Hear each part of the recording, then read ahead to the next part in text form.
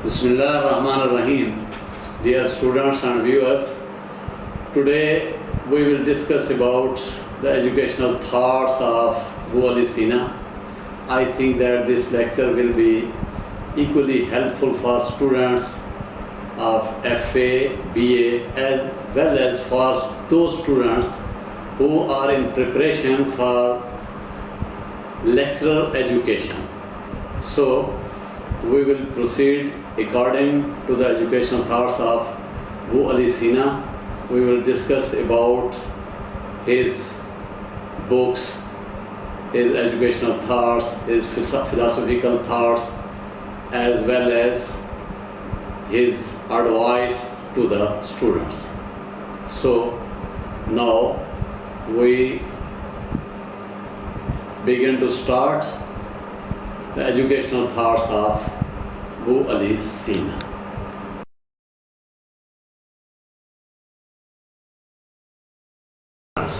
سب سے پہلے ہم ابو علی سینا بنیادی طور پر بخارا افشانی میں پیدا ہوا ہے،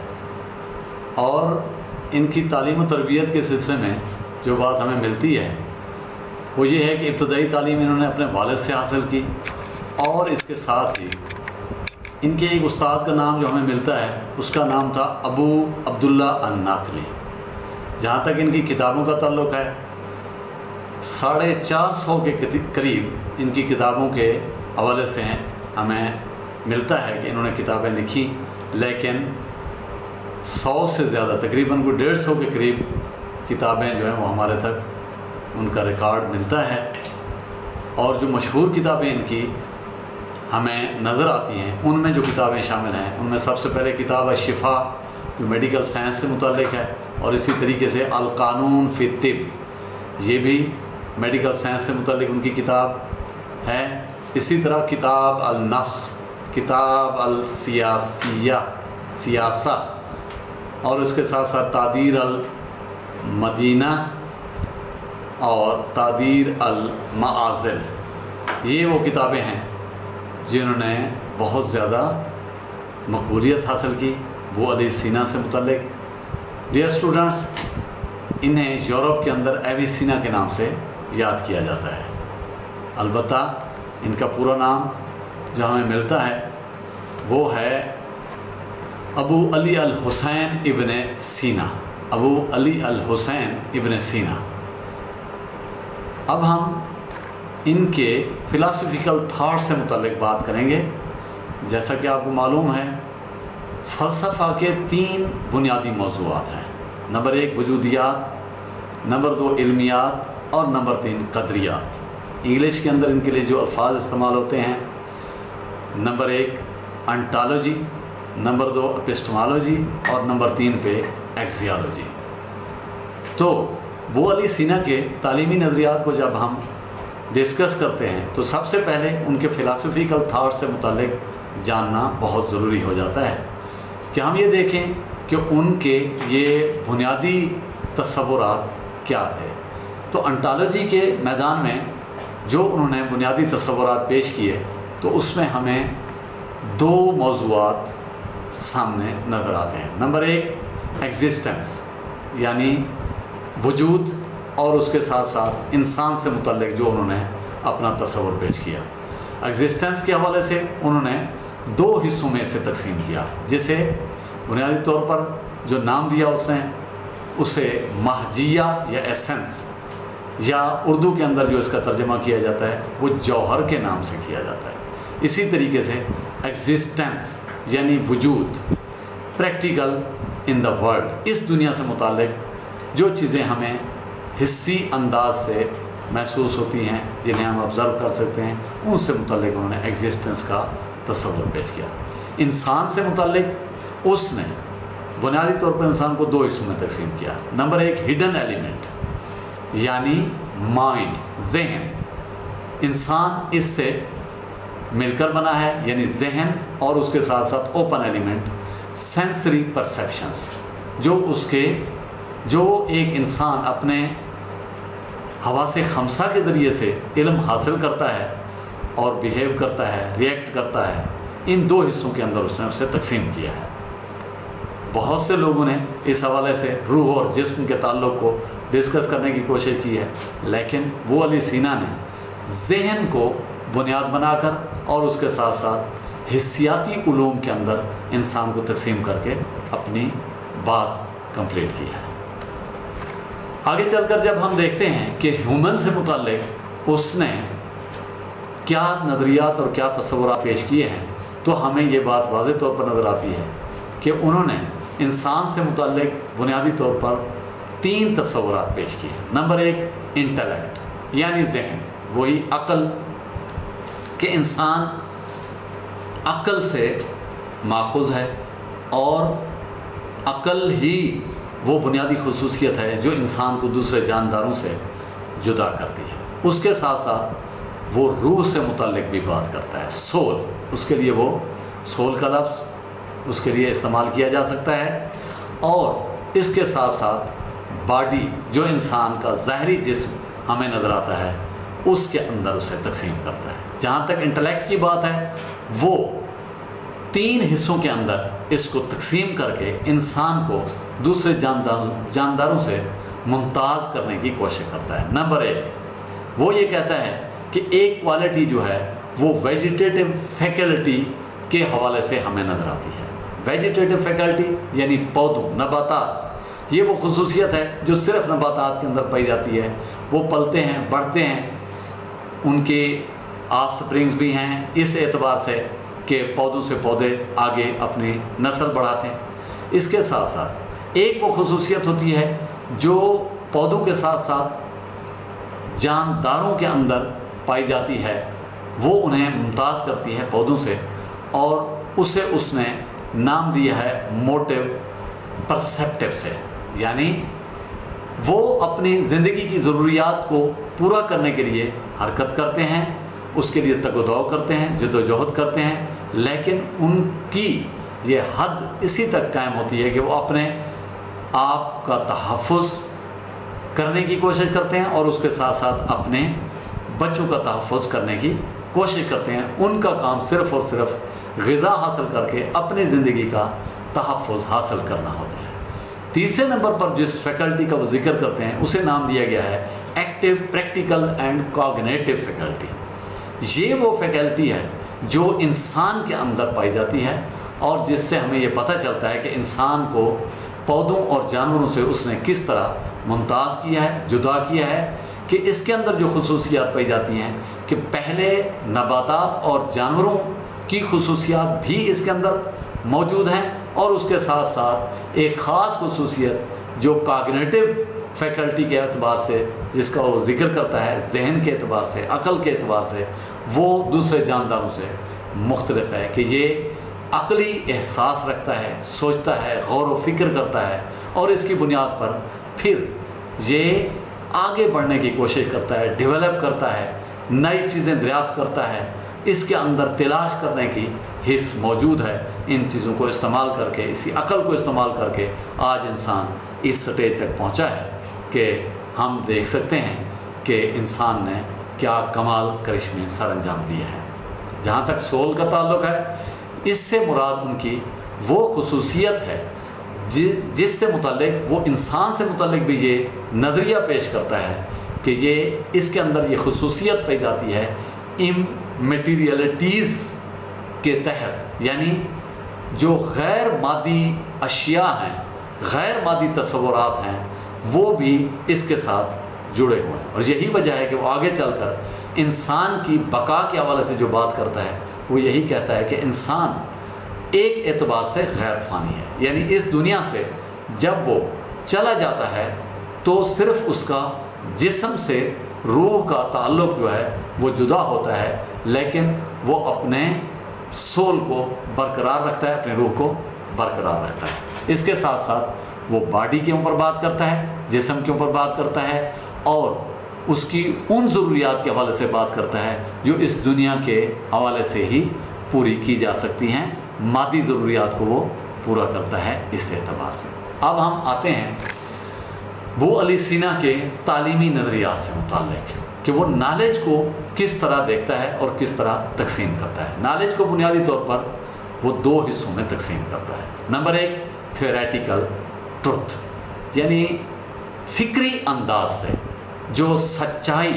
انسان کے سامنے آتی ہے اس کو اس درجے کے اندر وہ رکھتا ہے۔ جب فکری انداز سے عقل، غور اور فکر کی بنیاد پر وہ ایک چیز سے متعلق معلومات حاصل کرنے میں کامیاب ہو جاتا ہے تو پھر اس کو وہ اپنے عملی انداز سے، وہ اپنے اندر اسے عملی انداز سے اپنانے کی کوشش کرتا ہے۔ تو اس طرح ہم یہ کہہ سکتے ہیں کہ جب تک نظری اور عملی اعتبار سے تعلیم کا آپس میں تطابق نہیں ہو جاتا، آپس میں یہ جڑ نہیں جاتے، اس وقت تک علم کا مکمل تصور سامنے نہیں آتا۔ یہ انہوں نے تصور پیش کیا کہ نظری اور عملی تعلیم کو عملی انداز سے جب تک انسان تعلیم حاصل نہیں کر لیتا اس وقت تک تعلیم کا مکمل تصور سامنے نہیں آتا۔ اسے آپ یوں بھی سمجھ سکتے ہیں کہ علم حاصل کرنا، معلومات حاصل کرنا اور پھر ان کی روشنی میں اپنے کردار کو ترتیب دینا، کردار کو پختہ بنانا، یہ ان کا مطمع نظر تھا۔ جہاں تک تھیوریٹیکل ٹروتھ کے حوالے سے ہم بات کرتے ہیں تو ابو علی سینا نے اسے بنیادی طور پر 3 حصوں میں تقسیم کیا ہے۔ مختلف کتابوں میں آپ کو نظر آئے گا، مثلا اس نے اسے اعلیٰ علوم، علوم وسطیٰ اور مادی علوم کے اندر اسے تقسیم کیا ہے، دنیوی علوم، علوم وسطیٰ اور اعلیٰ علوم۔ اعلیٰ علوم کی جہاں تک بات ہے، یہ وہ علوم ہیں، ان تصورات سے متعلق علوم ہیں جو غیر مرئی تصورات یا غیر مادی تصورات سے متعلق انسانی غور و فکر کی بنیاد پر یا ان علوم کی بنیاد پر جو اللہ تعالیٰ کی طرف سے انبیاء کرام علیہ السلام کو وہ علوم دے کر بھیجا گیا اس انسانیت کی فلاح و بہبود کے لیے۔ جہاں تک علوم وسطیٰ کا تعلق ہے، یہ وہ علوم ہیں جس کے اندر مادی اور غیر مادی علوم دونوں کی خصوصیات اس کے اندر پائی جاتی ہیں۔ اور دنیوی علوم سے متعلق جو وہ بات کرتا ہے وہ نیچرل سائنسز سے متعلق بات کرتا ہے۔ یہی وہ علوم ہیں جو دنیوی علوم سے متعلق ہوتے ہیں، اس میں میتھمیٹکس، طبیعیات، علم کیمیا، اس طرح کے علوم اس کے اندر آ جاتے ہیں۔ تو اس کو اس نے اس طرح تقسیم کیا ہے کہ یہاں پر جو آپ کو نظر آئے گا نیچرل سائنسز میں میتھمیٹیکل سائنسز اور اس کے ساتھ ساتھ meta physical and absolute sciences کے اندر تھیوریٹیکل ٹروتھ کو اس نے تقسیم کیا ہے۔ جہاں تک پریکٹیکل گڈنس ہے وہ ٹوٹلی کردار کی تربیت کے اوپر اس حوالے سے بات کرتا ہے کہ وہ اخلاق و اطوار، وہ خوبصورت رویے جو انسان اپنا کر اپنے معاشرے کو خوبصورت بنانے کی کوشش کرتا ہے اور اپنے کمال کو حاصل کرنے کی کوشش کرتا ہے تو اس نے پریکٹیکل گڈنس کے اندر شامل کیا۔ اس میں جو چیزیں شامل ہیں مثلا ایتھکس،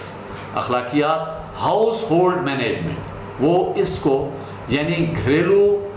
انتظام یعنی فیملی سسٹم، خاندانی نظام، اس کو اسی کے ماتحت ہی رکھتا ہے، پریکٹیکل گڈنس کا حصہ قرار دیتا ہے۔ اس کے ساتھ ساتھ پبلک اینڈ پرافیٹک مینجمنٹ، وہ تعلیمات جو انبیاء کرام علیہ السلام نے اس دنیا کی زندگی کو خوبصورتی سے گزارنے اور پھر جو آخرت کا تصور پیش کیا ہے ان سے متعلق وہ بات کرتا ہے کہ وہ اس کے اندر شامل ہے۔ اب ہم آتے ہیں ابو علی سینا کے مقاصد تعلیم سے متعلق بات کرتے ہیں کہ وہ مقاصد تعلیم کے اندر کن چیزوں کو زیادہ اہمیت دیتا ہے۔ Number 1، cultivation of intellect. اس کے نزدیک عقلی غور و فکر کی صلاحیت کی نشوونما جس تعلیم کے اندر نہیں پائی جاتی وہ اپنی اصل روح کو حاصل کرنے میں کامیاب نہیں ہوتی۔ اسی طریقے سے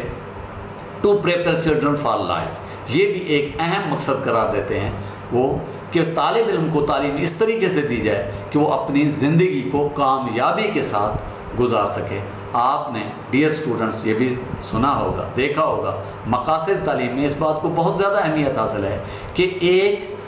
ایک بہترین معاشرے کا شہری تیار کر لینا یہ تعلیم کا مقصد ہوتا ہے کہ وہ قانون کی پاسداری کرنے والا ہو اور اپنی اقدار اور روایات کے اوپر مضبوطی سے کاربند رہنے والا ہو۔ اس کے ساتھ ساتھ کریکٹرائزیشن کی وہ بات کرتا ہے، یعنی کردار کی تربیت۔ کردار کے اندر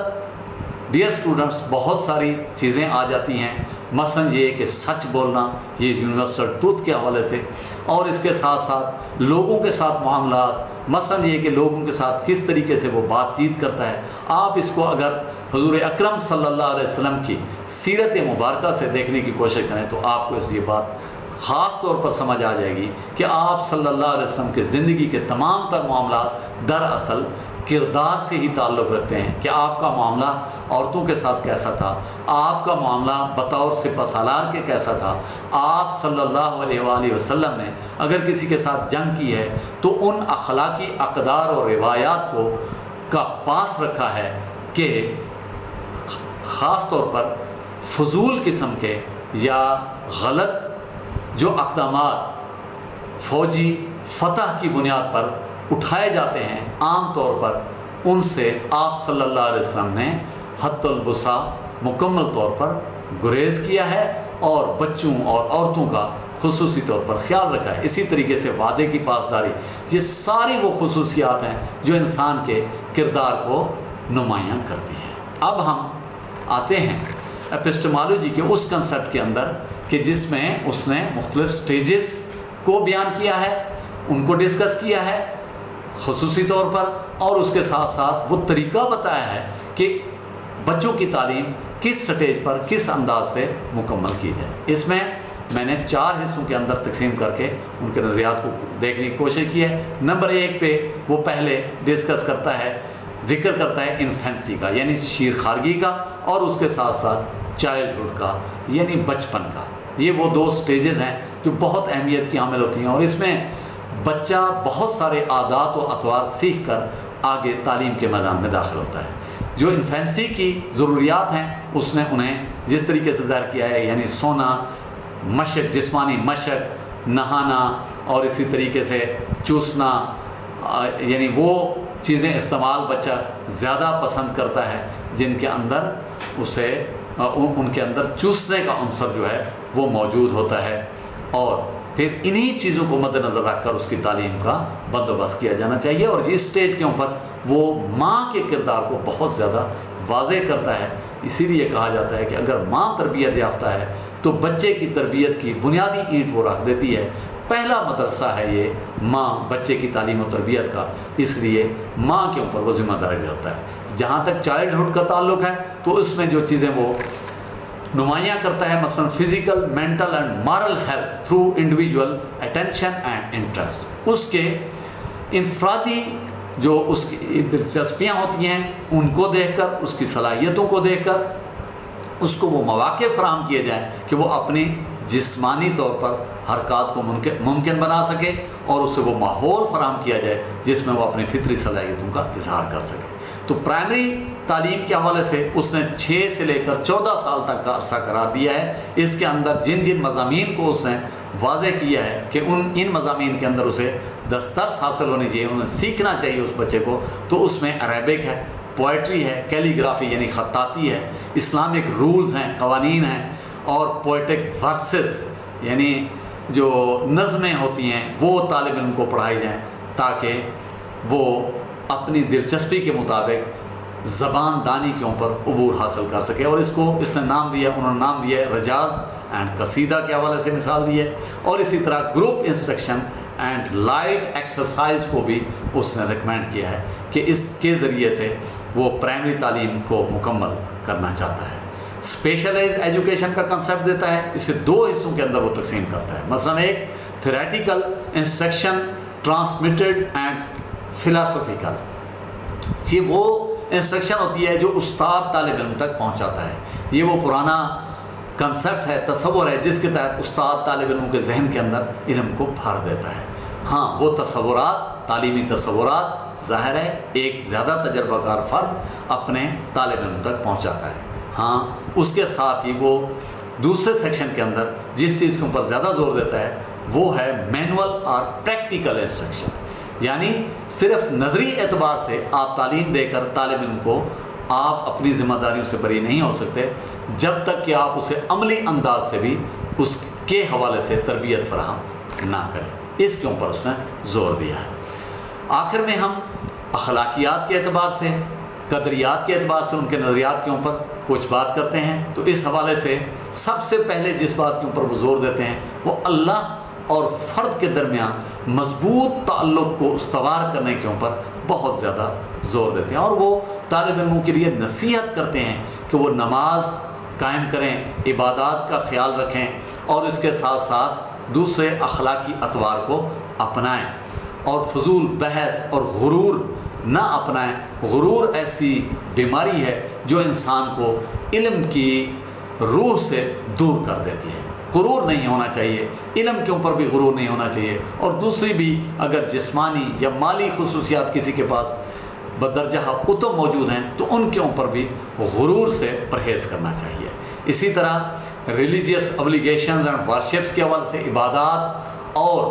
مذہبی جو تصورات ہیں، جو فرائض ہیں، ان کو بجا لانے کی وہ نصیحت کرتا ہے۔ To avoid falsehood and education through trustworthy, یقین اور ایمان کے حوالے سے سب سے پہلے وہ یہ بات کرتے ہیں طالب علم کے لیے کہ وہ اسے سچ کی تعلیم دی جائے، اسے